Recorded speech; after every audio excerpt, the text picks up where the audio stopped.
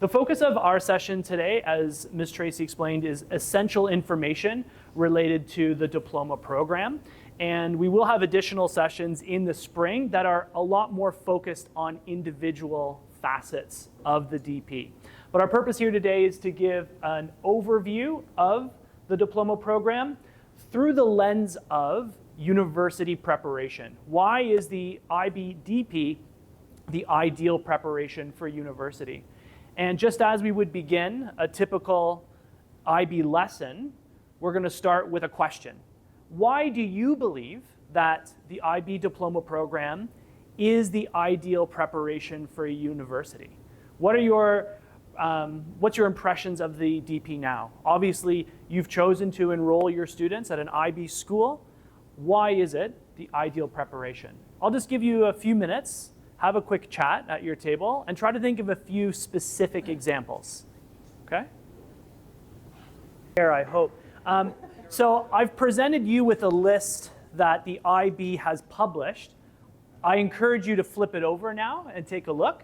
And as you review them, I'm curious, how does your list compare? Are there any ideas here that you're surprised by, or are any of these reasons connected to what you were discussing? We had point number 3, that was the most important for us. Point number 3? Yes. Yeah, absolutely. Independent learner. I think this is something which stood out from day one when she was in KG1 and KG2, and throughout today. I think this is what she really learned during that process. That's excellent. So as an IB student, you see evidence throughout that growth in your child. And that's reciprocated by universities because they know when they look at a diploma program candidate that they can be assured this is a student who's likely to be able to flourish as an independent learner, which is essential for university. Absolutely. Any other examples stand out to us? Number 5? That's fantastic. Absolutely. So when we're looking at our graduates, they are globally minded. They have a wider perspective than just any specific curriculum as they engage with global perspectives. Any others stand out to us? We also came up with number 9. You guys are great. You've kind of picked up on most of them. So throughout this presentation, we're going to kind of dive in and dive out of some of these reasons, and we'll expand on why universities put a lot of stock in a DP student because of these skills and because of these mindsets. So firstly, it encourages a breadth and a depth of learning. Now this is really important information for our parents to be aware of because you will have an active role in guiding your children in terms of the subjects that they choose to study. IB students will select from 6 subject groups, and this encourages a breadth of learning from different subjects, and also by offering subjects at higher level and standard level, a depth of learning based on their course selection. So students will select 3 courses at higher level, and they will also select 3 courses at standard level. And I just want to clarify, higher level subjects have 240 hours of instructional time over approximately 18 months. Forgive me, we do include that summer between DP1 and DP2 reasonably. Whereas at standard level, they have 150 hours of instructional time. Students often think, oh, a standard level course is easier. That's not the case. Both higher level and standard level courses are very rigorous. Just so happens if you study a subject at higher level, you will go into greater detail with more complex material, whereas at standard level, it offers a broad overview of subjects, but without the same depth. So as students are thinking about what are my higher level and our standard level courses, I'll show you the offerings that we have and how you can help encourage them to make those choices. So the first subject group is studies in language and literature. This is predominantly going to be a student's academic language or potentially their home language. We offer language and literature in English, Thai, and Mandarin. And we also have the opportunity for self-taught options. And we'll look at that a little bit more in just a minute. Group 2 is language acquisition. And the key word here is acquisition. Students are acquiring a language that is not their native language. So for example, if your child's language, home language, the language that they've grown up with, is Mandarin, they are not eligible to study Mandarin as a language acquisition course. We will offer our language acquisition subjects will be English, Mandarin, and Spanish. So there are a lot of potential combinations here for students to consider when they're selecting their language courses. The next subject group is individuals and societies. All of your children now are enrolled in an individuals and societies course. In the MYP, it's not discipline specific. But in the diploma, students need to make a choice. Are they more interested in terms of history or in terms of economics? So students will need to choose a Group 3 individual and societies courses. Students will also need to choose a subject from Group 4, sciences, and we will be offering biology, chemistry, physics, and design. So students have a lot of choice there in terms of their passion and in terms of their future aspirations. Group 5 is mathematics. The IB has 2 mathematics courses, analysis and approaches, as well as application and interpretations. I'll speak about those in just a moment. And then Group 6 is the visual arts. And students have the option to choose a visual arts course or potentially a different combination of courses. So I'm going to try to break this down a little bit further with some examples. Firstly, in terms of mathematics, it's very important for you, for your children, and a responsibility that we take very seriously to help students research what type of math is a prerequisite for specific university programs. There's often consistency in different regions and in terms of different programs, but it's important to look at individual schools that students may be considering. The highest ranked and most competitive universities tend to have stronger expectations in terms of what math course a DP student is graduating with. Students are encouraged to also take the highest math within their ability. So, the differences between these 2 subjects. Applications and interpretations is mathematics focused more so on social sciences and practical math.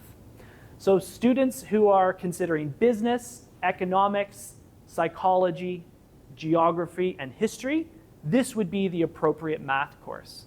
Now again, students need to make a choice between higher level and standard level. Higher level would be competitive for business, economics, psychology, and some sciences. Standard level would meet the general grade 12 math entrance requirements, but it's not going to be suitable for any math-intensive programs. My major is English literature and history. In high school, I would have been in applications and interpretations AI because I knew that was going to be my university pathway. Analysis and approaches, the focus is more theoretical and abstract math. It's relevant for natural sciences. Now, when we look at higher level, it will be required for highly competitive fields such as engineering, economics, and physics. Now, I've said economics twice here, and that's related to the fact that we need to look school to school and region to region to be confident with the choices that we're making in terms of math. So although applications and interpretations could be appropriate for some regions and some universities in studying economics, highly competitive schools, such as London School of Economics, would require higher level math analysis and approaches. So this is a really important decision for students, families, and for us to support when we're thinking about our university choices. Now, something else that's very important for us to consider when we're making our DP course selections is a combination between passion and aptitude. We want our students to choose courses and subjects that they feel passionate about. We want them to be inspired, to be motivated, for it to be connected to a positive purpose that they see in terms of their future education. There also needs to be a degree of aptitude. Once we get to the diploma program, we need to start focusing on what are our academic strengths. And these are very broad ideas for us to consider. From a young age, I knew that I was passionate about wanting to help people. That was something that made me feel good about myself. However, I knew I wasn't going to be a doctor because that wasn't where my aptitude was. So reflecting on this encouraged the courses that I chose to study in high school as well as in university to become a teacher. So I'm presenting you now with what could be your child's diploma program classes. We have an example here of a student who has selected language and literature English as their higher level. Had to be the first example because that's what I would be teaching. History as well as visual arts. So we can kind of see the passions, aptitude, and potential pathway of the student. At standard level, they've chosen language acquisition Spanish, biology, and mathematics application and interpretation. So we look at this student, we could say, this is an individual who's following their passion in terms of a love of literature, an interest in history, potentially skill in visual art. But we can also think a bit further. Language and literature and history are very essay-heavy courses. There's a lot of emphasis on critical analysis and extended writing. This could be a student who has an interest in studying law in the future. Because when the student is applying to universities, these are going to be higher level courses that a pre-law program would put a lot of emphasis on. So even though there is not a IBDP law course, we've looked at the university entrance requirements and we've made some strategic decisions. I also just want to take a minute before I reveal that a student does not need to take visual arts to focus on why a student may very much want to take an arts course. Study of visual arts supports transferable skills, such as creative thinking and innovative thinking and critical analysis. And when we think about the age of AI right now, these are skills that universities will put a lot of emphasis on. Even if your child is not thinking of something art-related, it also encourages reflective practices and research skills. Students dedicate a lot of time to researching different artists, different genres, different elements of style. It encourages cultural awareness and developing a personal voice. Students write artist intention that is meant to be reflective of aspects of their passions they've projected in their art. And also, it suggests a balanced profile for university applications. There is a lot of value in studying visual arts. However, students have the option not to take an arts course and instead study 2 subjects from INS or 2 sciences. And our next example shows that student course selection. So here we have a student who has selected physics, has selected design, and has selected math, analysis, and approaches. So we see an example of a student who is maybe geared more towards, oh, did you see? Hi. Yeah, we see a student who is maybe geared a little bit more towards the design physics pathway. In this instance, a student has studied language and literature Mandarin.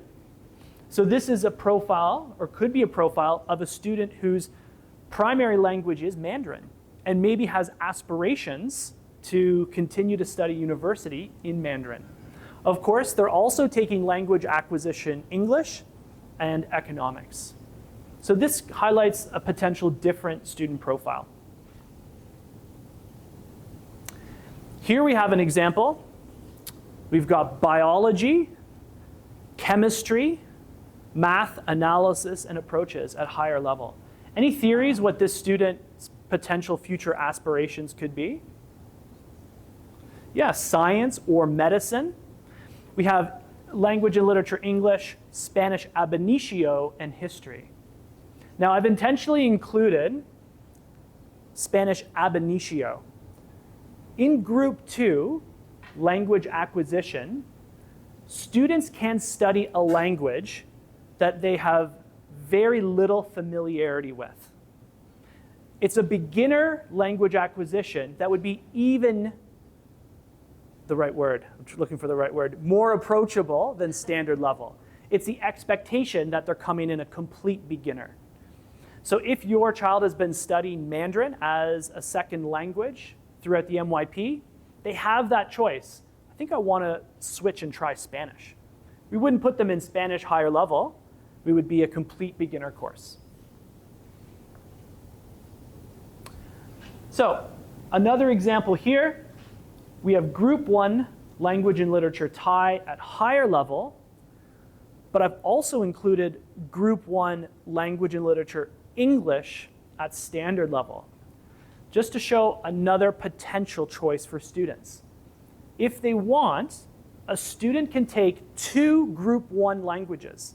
If they are fluent, if they are proficient in these 2 languages, students have that choice, which leads to a bilingual IBDP diploma.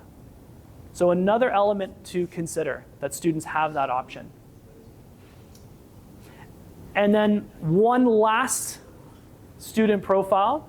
In this example, the student has chosen to take self-taught Korean. So we do not offer a language and literature Korean course. However, the IB does provide pathways for students to do self-taught options. And the school will work to help find a Korean tutor who works with that student in this program. So if you have a child at the school and their academic language, their home language is not one that we offer, but it's something that you would like to encourage them to study, we can work together to help them do a self-taught class. Okay. Knowing the courses that students have to choose from, it's also important to understand what that means in terms of university applications and their final grades.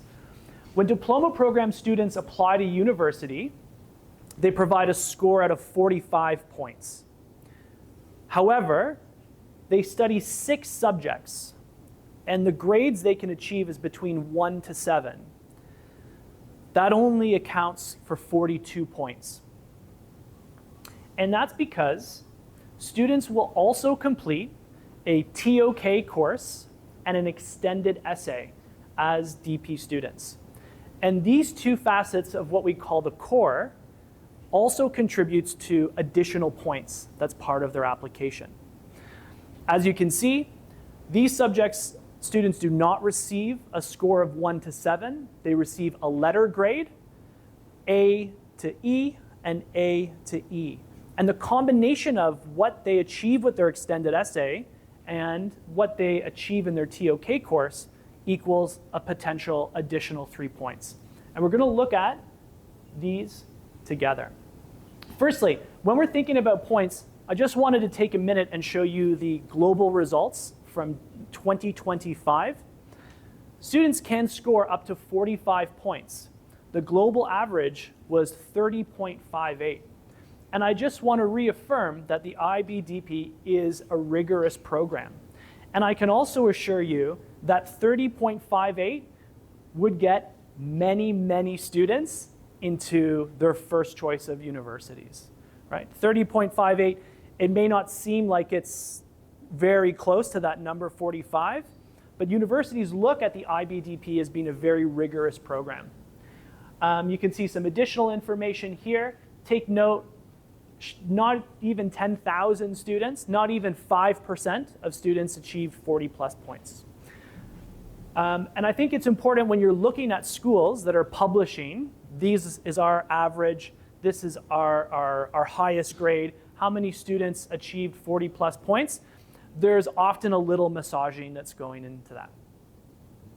So the extended essay is a piece of independent research. So when we think about those reasons, about students being independent learners, this is a significant contributor to them becoming independent learners. Students will research a topic that they are interested in. It is a formal piece of sustained academic writing, which can be up to 4,000 words. It is the result of approximately 40 hours of work by the student with some support from a supervisor. All students must complete an extended essay in the diploma program. We had a question last week at our MYP session. Is the MYP the best curriculum for students to be successful in the diploma? For me, it's an unequivocal yes for many, many reasons. But one of them also being the intelligent design behind how these three programs feed into each other. All students in the final year of the MYP complete a personal project, and they go through the same process that they will in terms of their extended essay. So the IB encourages students to be confident and independent learners in all three programs, but also quite specifically in the DP with this undertaking. Students will also complete a theory of knowledge course.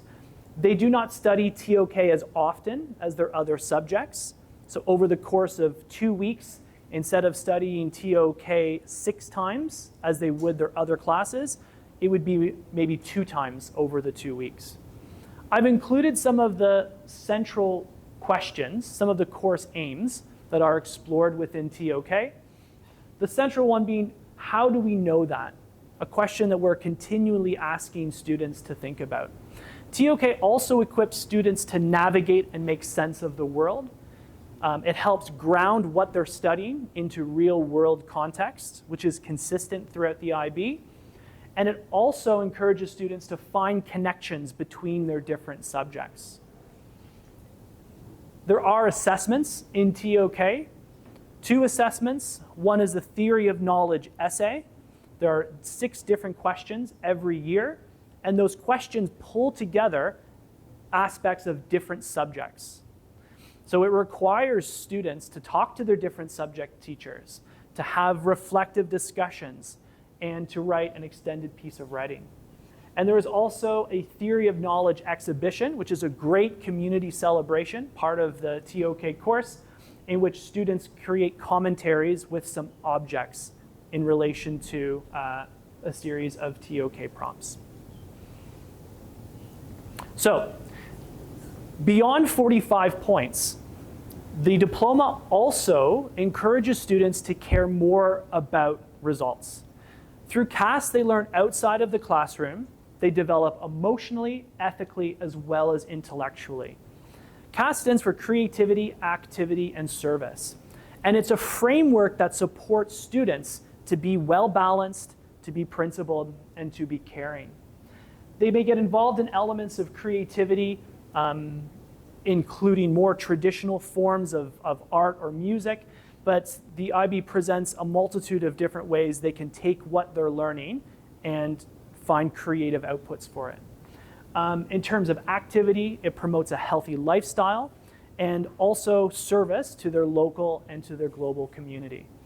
Now, CAS doesn't contribute to a numerical grade that goes to the IB, but I can speak from experience, having written over 300 letters of recommendation. The first thing I do is I go and I look at my student's CAS profile. What has the student done for CAS? And I've been able to provide really comprehensive overviews of students. I'm going to think of an example of Sung Min, graduating class of 2018. No, I'm going to use Naomi, graduating class of 2021. Part of her CAS was to look at the apartment complex that she lived in through the lens of architecture. And she actually wrote a proposal to the board of ways that they could make the community more inclusive. It was something she was really interested in. This student is now studying architecture at Cambridge. And part of her interview process for that position, she was able to talk in depth about what it is that she did, not just in the classroom, but something that had a real impact. This was not a student who had 40 plus points, but she was able to draw on her CAS experiences to show what makes her truly a dynamic candidate for that school. There are different learning outcomes in CAS for students to reflect on, and it is something that for us within the school, we provide a lot of support for students to find success. And once again, the MYP and service as action in the MYP that all of your children are engaging in right now is providing the scaffolding for them to be confident learners and to engage in CAS meaningfully. So a few more points based on some of the reasons that the IB suggests that the diploma program is the best choice for universities. Our graduates are globally minded. And I found it very interesting, inspiring maybe, that many of you picked up on that as being an important reason. Our language classes encourage an international mindset, not just through studying an additional language, but through the core themes that are part of this subject. So students do look at social organization, the importance of sharing the planet, as an entry point for them to learn another language. And we actually see this globally minded approach to learning in all of our subjects. For example, in the sciences, students recognize how science and technology are vital international endeavors based on open critical inquiry that transcends politics, religion, and nationality. So it's not just, I need to learn science content. It's that there are larger concepts that this learning fits in with that help students develop a more global mindset. I like this cartoon. After 20 years of schooling, your aptitude test shows that you're skilled at just one thing, taking tests. And I like this because it suggests how, in more traditional curriculums, students take a lot of tests, a lot of regurgitation of content knowledge and understanding. But in the diploma program, learning is connected to larger concepts. Students are developing authentic understanding as opposed to just memorizing dates and information. And we see this in the nature of the assessments that students complete. Some of the higher level questions that students receive on an exam requires them to use transfer skills to think about what they've understood and apply it into a different context. Some of the internal assessments that students do are very much grounded in taking one of these concepts, developing their own line of inquiry to explore it. The IB encourages critical thinking. Students learn how to analyze and evaluate issues, generate ideas, and consider new perspectives. Just like we began this session today, teachers provide students with questions, or students generate their own questions, which guide their learning. And we see that throughout the PYP, and we see that throughout the MYP, that students are skilled at taking large issues, finding an approach or a perspective that's personally relevant and meaningful, and pursuing those independent inquiries. And something that my DP graduates have always come back and shared with me after their first semester of university is, I can't believe how unorganized non-IB students tend to be. Because DP students have proven time management skills and self-management skills. Good study habits, strong time management into education and into the working world. And we have a very strong emphasis on self-management, both in terms of treating students throughout the MYP as being young academics, and that obviously increases in terms of the diploma program. And here at KSRP, we also have a strong focus through our positive education curriculum, not just in being organized in terms of bringing supplies to class and managing time and working with deadlines, but also in terms of resilience, how we bounce back from challenges. And we have dedicated classes where we are supporting students to build those skills. And now, without any further ado, I'll pass it over to Mr. Justin. Thank you, Michael. So I've been working with the DP program for the past 12 years, and every time I see a presentation like this, I feel like I'm learning something new. So if you're sitting there feeling like that was a lot for me to take in, I'm not sure if I got everything, it's completely fine. We'll be having more conversations and going more in depth on each of these topics in the future. I also want to say, with many years of advising students on selecting their courses for the DP program, you're in a very fortunate situation that right now we have 16 10th grade students. They're going to get a lot of individualized attention in terms of which courses are going to be the best fit for them. But the one thing I really want you thinking about as parents right now is this is the time that I'm having those gut check moments with students to say, yeah, I know you've been told since you were a child that you'd be really good at becoming a doctor, but science really doesn't interest you too much right now. Don't try to force a subject area. It's where I feel like students get themselves into the most trouble or have the most difficulty when it comes to the IB program, is when they're trying to force something because they feel like somebody else wants them to, or they feel like that's what they should end up becoming, okay? So that's why we take lots of time to have conversations with you and your children to make sure that we're making the choices that are going to be the best fit for them. Have this slide up here today just to show you a little bit about what universities' admissions officers are thinking about students who are coming in with the IB program. Now this compares IB diploma students with A levels, but I'm coming from a school previously where I was for 11 years that had the DP program and the AP curriculum.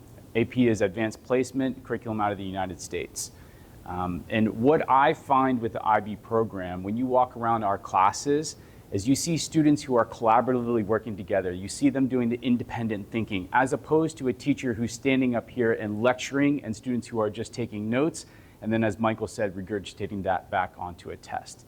So you see these IB skills that students are learning here at school transfer into the workplace, especially from a global-minded context, thinking outside their local community and thinking about how what they're learning and what type of impact they could have on the entire world. I often get asked the question, or people will say to me they want to do maybe an AP curriculum because they want to go on to the United States for university. That may not be how you're feeling, but that might be how some are looking at this. And I always ask them, do they know which country has the most IB programs in the entire world? It is the United States. They are very familiar with the IB program, and they're very much looking to accept it. They love seeing that program come through because they know they are getting globally minded students. They know that they're getting students who are independent thinkers, who have strong self-management skills, okay? So this IB program prepares students for countries all over the world. It's very competitive in the UK, Australia, United States, Canada, Europe, and throughout Asia as well. The other thing that we should mention is that students have the opportunity to be able to earn college credits through their IB courses. In their IB higher level courses, some universities will say, you know what, being that you took that course and you received that grade or that score on the particular class, we're going to award you credit for your university, which means you could go through your classes a little bit faster, which is nice for parents who don't have to pay as large of a bill when it comes to universities. So it's highly advantageous for your children to be able to get ahead in terms of the university studies because of how it pushes them here in school. Now you might be thinking, how do we best prepare our students for the university process? And I'd like to start by asking, how many of you have older children, older than 10th grade? Okay, so we've got mostly first-timers going through this process, and that's completely fine. We're going to take it slow, and I'm going to tell you some of the things that we're going to do this year with our 9th and 10th graders and what we're going to continue to do in future years. We use a platform here called Unifrog. Unifrog is a system or a tool that allows you to explore universities, majors, courses of study, understand what skills might make a good fit for a particular career or major in the future. We launched Unifrog with our grade 8 and 9 students last year. So if you have a child who's new to the school, we'll be launching that in the next couple of weeks so they have access to this platform. They can use it in order to do a range of different topics. So we started last year with having students take the 4 quizzes that are on the left-hand side. This gives them an idea of kind of their profile or their personality or their skills that may lead to a particular major of study in the future. We took that information and Unifrog actually tailors the careers or the subjects that they might want to study in the future based on those 4 quizzes and the feedback they get. Are these perfect? Absolutely not. But it gets them thinking about what this could potentially lead to in the future. And it's a great place to start because I like to say that we're really in the exploration phase. We don't want to rule anything out. And when your children go through this process, I say all the time, they're more likely to rule things out before they're actually to identify what it is that they may want to do or what they may want to study. And this is a great process for us to go through here at school with your children. So as you can see, there's many, many different options that you have to learn more about universities in the future. You can search the universities in all the different categories by major or by region or specific country. You can also do things like CVs and resumes, writing tools for applications, and essays and personal statements that will come a little bit later on. It also has a locker or a vault where, if your children are receiving awards for things outside of school in terms of sports, they can store all of these in this vault so that when your college counselor ends up picking up with them later on and they do their applications, they can go through the vault and see all the things that they have accomplished while they're here in high school. Another place where that's going to be occurring is in Manage Back. They're going to be recording your creativity, action, and service experiences as well. So you might say, well, that looks really cool. As a parent, I kind of want to experience this as well. And you might want to go actually take some of the quizzes to see if you want a future career change. You can actually access it yourself. So this QR code should take you to the Unifrog website. And on the left-hand side, you can see it's been given a sign-up code. This is your sign-up code. Okay? You can take a picture of this slide if you want, or we're going to be sending out the slides and the video so you'll have this information probably early next week. After signing up, you'll put in your email address, password that you'll create for yourself, and you'll actually have the student view of the Unifrog website. And you can go down through the different careers and subjects. And I think it's a fun way to just get your kids engaged with the process.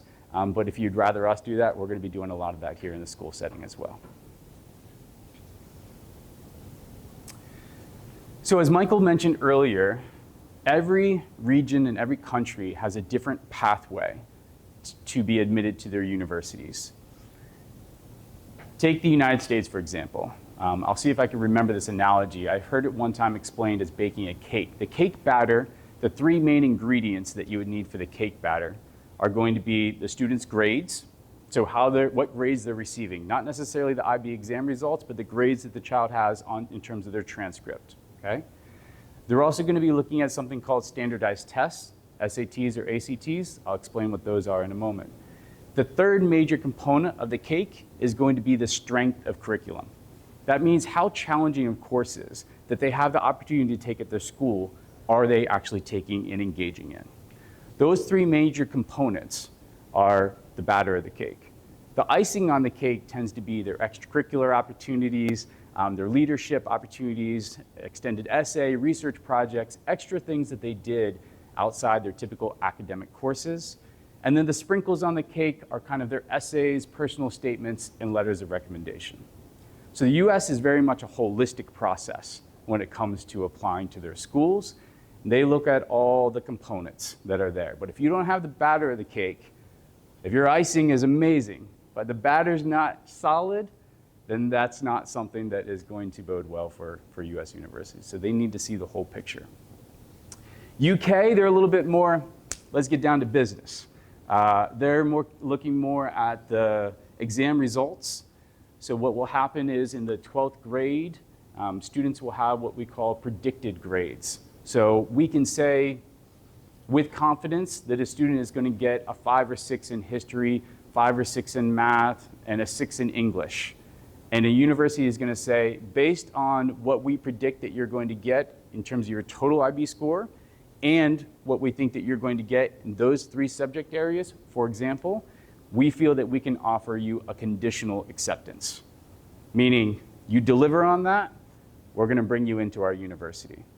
So it very much will then depend on how your child scores on the IB exams that they'll take in May of their senior year. And then if they end up scoring well and meet those conditions, then in July, they will turn that over to an official acceptance. Okay? Australia very much loves to see the IB program. Some countries like Australia will do conversion charts with the IB program to something similar in terms of the Australian program, national education, but they very much accept and acknowledge that it's a rigorous program. I've had a lot of students go off to Australia in the past. And then Thailand, of course, there is their own pathway to get into Thai universities. This process begins a little bit later than other international universities. They use the TCAS system, which is their centralized admission system for students to apply. They can look at the SAT. IB exam results are important, and they also use what's called a portfolio, which your children are going to be doing by all the things that they accomplish here at school anyways. So everything from an extended essay to CAS hours, these things are going to be recorded. And it's a little bit more like the US where it's more holistic, especially more so than the UK. So I mentioned standardized tests. And as I said, these may be required for your children when they're going into university. And I'll explain on the next slide the difference between the PSAT and the SAT, which some of you may have heard of. The SAT comprises of the reading, writing, and math. Typically, this test is taken in the 11th and 12th grade. We advise students to not take the SAT more than 2 or 3 times. That's because you're not going to see much of a score jump after the second time of taking it. And by the 3rd time, you've pretty much solidified your score. So by 4th, 6th, 7th, you're pretty much telling the universities, I'm not scoring any higher than that, okay? So I highly recommend students who feel that they may need to take the SAT for a university that they're applying to average around 2 to 3 times, usually beginning in the 11th grade. And I say 11th grade is because we want them to be through a good portion of our curriculum before actually sitting and taking the SAT. I will have some students who target taking the SAT in the 2nd semester of the 10th grade year because they feel like they may want to get it accomplished before starting the IB program. I would say that you need to be achieving quite highly in your classes, especially in English and math, if that's something that you wish to consider. The SAT is a test that you do prepare for. I usually say small chunks at a time over a couple of months is much better than a 2-week intensive preparation. And you'll see that where on spring break, they'll say you can come learn about the SAT and study for hours every day for 2 weeks, and that's your spring break. That might be the study system that works best for your child, but in my opinion, and I think research would back this up, that over several months, a little bit at a time is much better than trying to cram it in towards the very end. There's some great online preparation tools in collegeboard.org. They're the people who provide the SAT. They have mock tests on there, and Khan Academy. What I'll tell students when it comes to the SAT is they should have a really solid indication of what they're going to score before they sit down for the actual test. So it shouldn't be a surprise when you get in and get those test results to say, oh, I scored a 1250 or a 1300. You should really know what you're going to get prior to going into it because you've done enough preparation and you've done enough mock tests. So what I'll advise students to say is go ahead and take a mock test and then let's look at a target university that you're considering. Does the score you receive fall within the range of what they're looking for in terms of acceptance? If it doesn't, then we're probably not ready to sit that SAT yet, and we're going to take a little bit more time in terms of our preparation. Or we might need to consider realigning our goals in terms of the universities that we could be considering. I don't want you to think that this is a test that everybody needs to do. More and more universities in the United States are becoming test optional. We saw during COVID, many became test optional because of not being able to take the SAT test. And then we saw them come back, especially the more competitive universities requiring this as an entrance criteria. Now, if you're a 10th grade family sitting here, you would have received a note just recently regarding the PSAT. P stands for practice. It is solely practice. It is not something that's going to be sent to universities in the future. You and your child will receive the score, will receive a copy of the score report, and that's it. You shouldn't panic about this. Kids don't need to prepare for months on end for this test. It really is a way of getting baseline and giving your child experience and exposure to what it's like to sit down for a standardized test.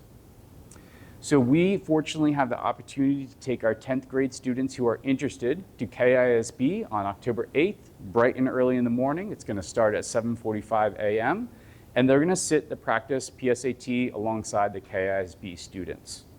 You can see here it's 2 hours and 45 minutes. It's shorter duration than what the SAT is. This is the one and only time our 10th grade students are going to have the opportunity to be able to take it. So the PSAT is offered in the October time frame, and schools decide when they want to offer it. The SAT, how it differs, is it's offered multiple times throughout the year. There are many testing sites that are open to students where they can sit and take the SAT. I usually help them to be strategic and target what's going on in your life academically and personally to try to find the best time frame for you to take that SAT. If it's in the 11th grade, I'm usually targeting January, March, and May. If it's in the 10th grade, I say typically no earlier than May, because I want you to be through the majority of your 10th grade curriculum before you sit that exam.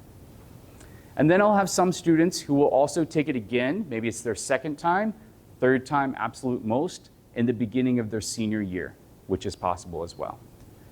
Just be mindful if you're ever looking for SAT test dates that there are domestic test dates for the United States, and they often differ from international test dates. Okay. The PSAT on that day, on October 8th, will be taken on their computer. So we'll make sure that they have the tech set up. Our IT team will probably need to download something called Blue Book, which is what they use in order to take that test. But that's pretty much all they'll need, besides an ID, just to say that it's actually them.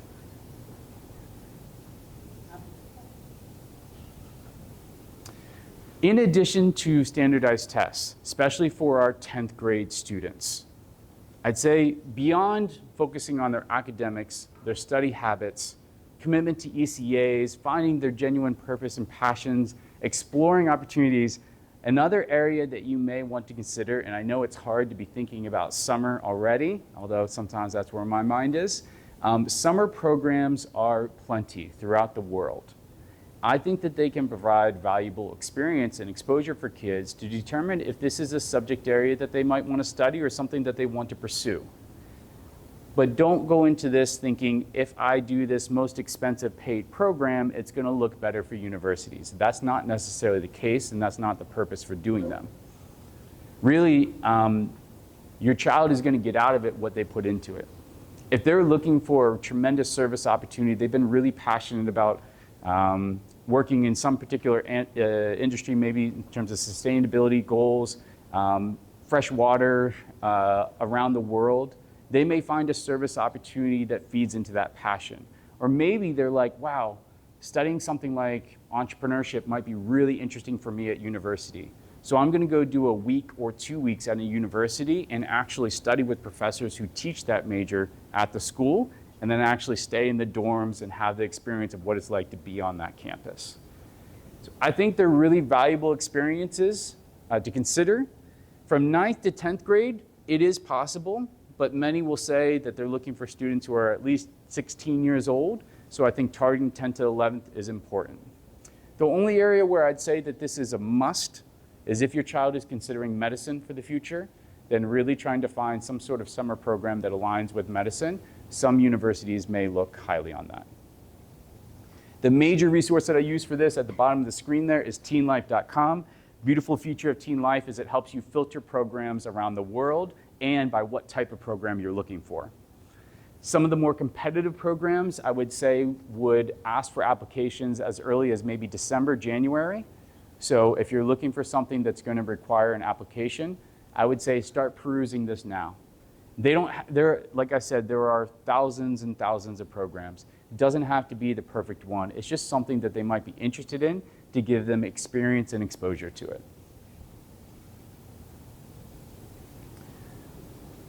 Exciting news that's going to be coming up. I've been in conversations with the college counselors down at KISB. If you are somebody who likes to look ahead and learn a bit more into the future, you are going to be invited to the parent sessions that our college counselors at KISB are going to be offering. Everything from financial aid to admissions to certain universities and regions around the world, how to write essays, how to speak to admissions officers. These will be happening probably each month, and you are now going to be getting the invitations to these as well. So if you would like to attend or learn more, you're happy to go. I'm also asking if they can record these sessions so that we can get the video copies of them. Most of them are going to be geared toward 11th and 12th graders, mostly 12th graders. But again, if you want to learn a little bit more, you may want to attend or watch the video recordings after the fact. In exciting news, we are going to be looking to take our 10th grade students to a university fair coming up here in September so they can get the experience of what it's like to actually interact with admissions officers, what type of questions to ask, what to look for within universities, what they're going to get excited about. So there's a large university fair that comes to Bangkok area for college counselors, and then a lot of the universities will go to a couple international schools and set up shop, and then we have the opportunity to be able to join students at those schools in order to participate in the experience. So we're targeting September 16th or 18th. This is going to be for 10th grade students only. They don't allow younger students into these. We'll let you know the official date and more about that process. Any student can attend what's called the Unifrog Global University Fair. So Unifrog does a university virtual fair, and that's going to be on September 24th at 3 p.m. just after school. That's a Wednesday. So they can log into their university Unifrog accounts, sign up for the fair, and attend that virtual conference. It's really important that we try to scaffold the information to you and also to your children. Because sometimes if they learn too much too soon, it creates a lot of stress and anxiety about the process. We are here to guide you and them through the whole thing, okay? So we're going to give you the information at the point that we feel like you need it. There are some opportunities. If you want to learn more in advance, you're more than welcome to do so. And if you have any questions, don't hesitate to reach out to me, Mr. Michael, or Tracy. Thank you.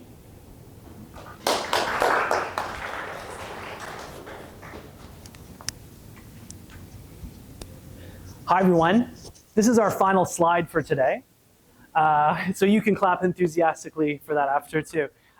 One of our responsibilities is to provide you with our school's IB policies. It's mandatory that every IB school has particular policies and that is clearly communicated between the school and its larger community. We have posted these on our new community portal. And you can see here, there is an icon that says IB policies. Through this, you can access our language policy, our inclusion policy, our assessment policy, and our academic integrity policy. And it's just very important for you as parents having your students enrolled at the school just to know what all of our regulations are and also what your children are entitled to. So please, I encourage everyone to review these policies. They're applicable to middle years program as well as students in the diploma program. And with that, we will just say thank you. And if you, thanks. If you have any individual questions, I believe just to respect everyone's time, we'll end the session and Mr. Justin, Ms. Tracy, and I will be here to answer them. And I'd just like to say thank you